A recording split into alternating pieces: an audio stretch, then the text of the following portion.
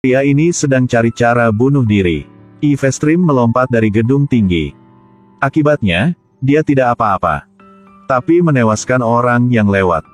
Dia tercengang, berkata what the FK. Dia naik ke jembatan tingginya 100 meter.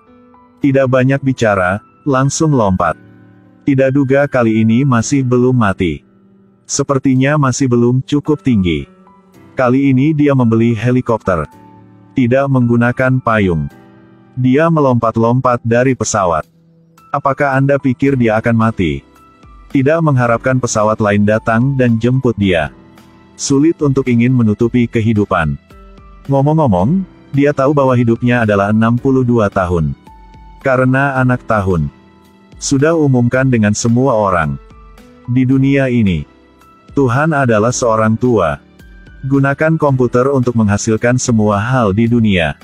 Tapi itu semua terserah dia. Membuat pesawat jatuh. Beri kecelakaan kereta. Dia juga menetapkan aturan, kesengsaraan umat manusia. Waktu tidur yang ideal. Selalu lebih dari nyata 10 menit. Makanan jatuh ke tanah. Selalu sentuh lantai dengan sisi selai manis. Piring yang pecah selalu yang baru dicuci. Saat antri, jalur bersebelahan selalu lebih cepat. Mustahil untuk tidak mengatakan bahwa lelaki tua itu sekarang benar-benar jahat. Satu hari, putrinya tanpa sadar menemukan beberapa hal buruknya. Tahu bahwa ayahnya selalu menghibur dicawat orang lain. Setelah si ayah tahu itu, telah mengunci anaknya di kamar. Gadis kecil itu telah membuat keputusan yang berani.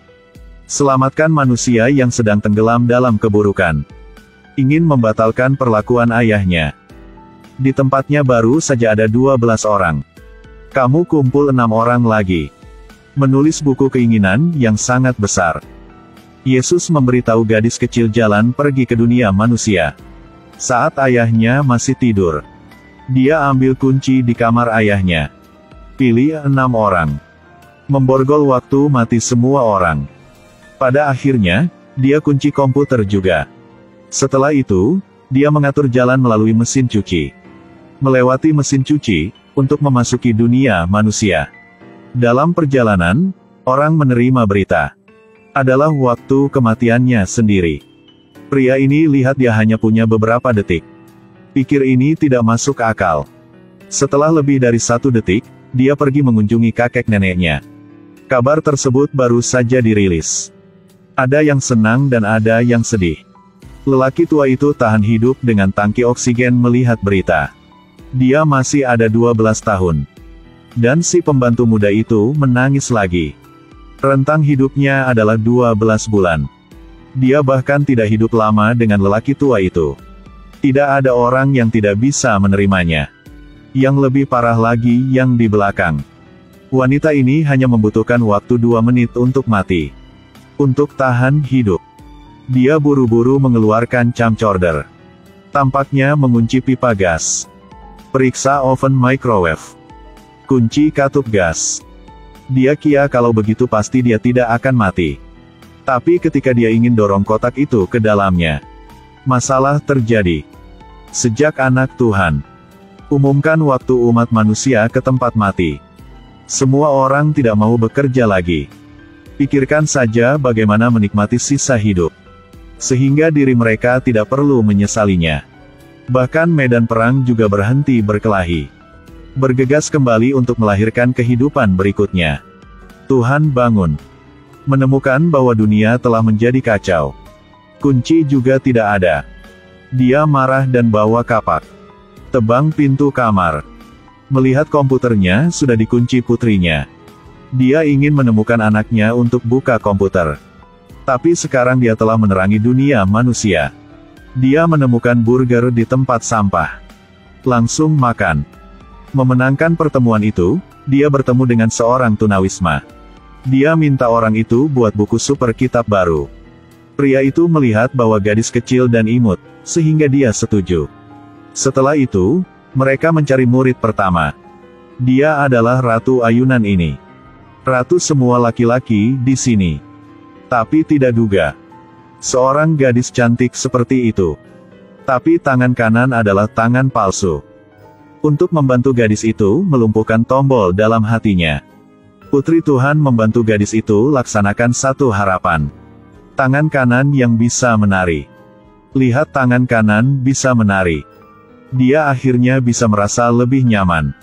Mereka berdua mencari murid kedua. Sejak masih kecil, dia telah memimpikannya. Menjadi petualang terkenal dunia.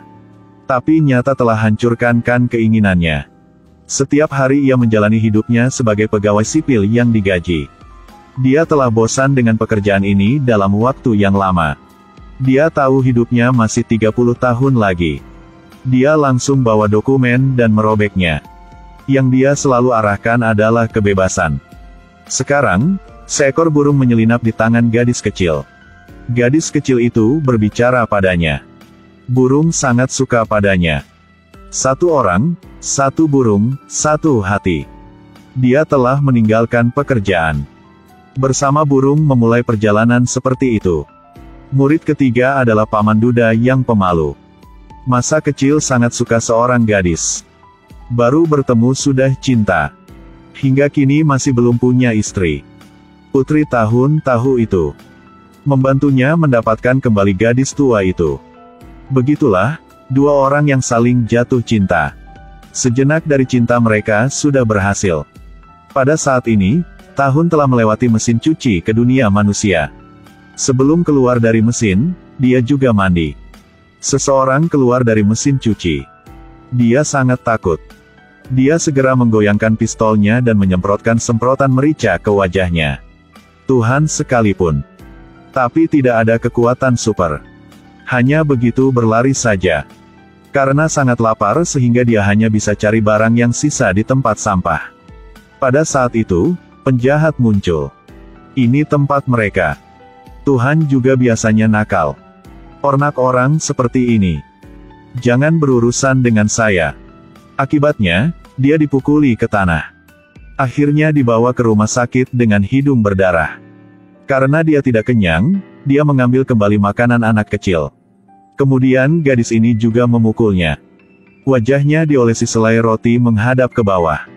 Di sisi lain, putrinya memiliki murid keempat. Adalah pembunuh yang sangat ganas. Membunuh orang adalah kesenangan terbesarnya. Setiap hari dia bersembunyi di hutan mencari mangsa. Dengan berpartisipasi dalam pemakaman orang lain. Memberinya perasaan bahagia yang tak terbalas. Putri Tahun tahu itu. Dia bawa orang itu untuk membunuh orang. Targetnya adalah murid pertama. Ditembak satu kali. Tembak di tangan palsunya. Pembunuh itu menyaksikan gadis itu lewat tanpa terluka. Selalu bingung. This setup will be helpful for the employee's timesheet report. Dan diam-diam mengikuti gadis itu. Dalam lift.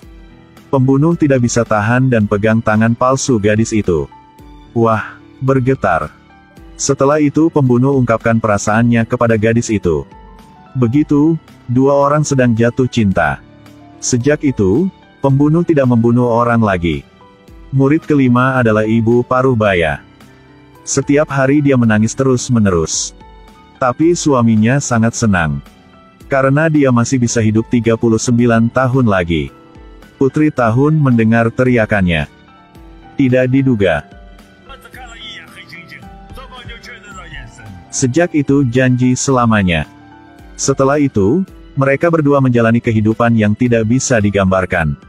Adegan ini ditangkap dengan cerdik oleh suaminya. Dia tercengang. Belum pernah melihat hal seperti ini. Tapi dia masih belum bereaksi. Simpanse liar bergegas. Dia dengan takut melarikan diri. Satu-satu murid lagi saja. Pada saat yang penting. Tuhan menemukan putrinya. Anaknya tidak memperhatikannya. Mengikuti si tunawisma di atas air. Tuhan juga mengejar. Tanpa kekuatan suci, dia jatuh ke sungai. Seperti itu, dia cari murid ke-6. Sejak kecil, dia selalu sakit. Dia tahu dirinya hanya punya 7 hari. Dia tidak lagi menyembunyikan hatinya. Mulai melepaskan diri. Dia memakai pakaian feminin yang diinginkannya. Tidak lagi peduli dengan pikiran orang lain.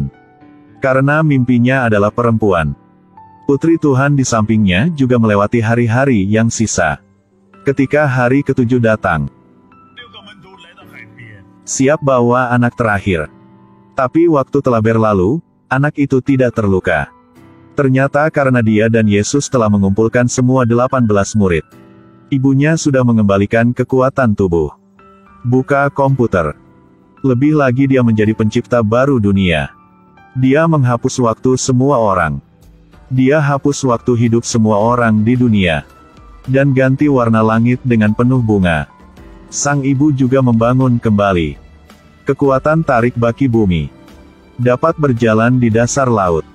Terlalu bosan untuk berjalan-jalan dengan ikan. Murid 5 dan simpanse memiliki anak mereka sendiri. Kelahiran seorang anak juga berubah ke pria. Sekarang dunia yang damai dan bahagia.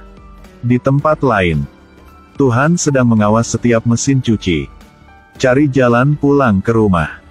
Anda semua tidak ingin membiarkan dia pulang, ya kan? Jika Anda tahu hari yang akan Anda mati, bagaimana kamu akan menikmati sisa hidupmu? Jangan ragu untuk berikan komentar ya. Mengungkapkan hatimu. Aku akan bawa kamu ke seluruh dunia.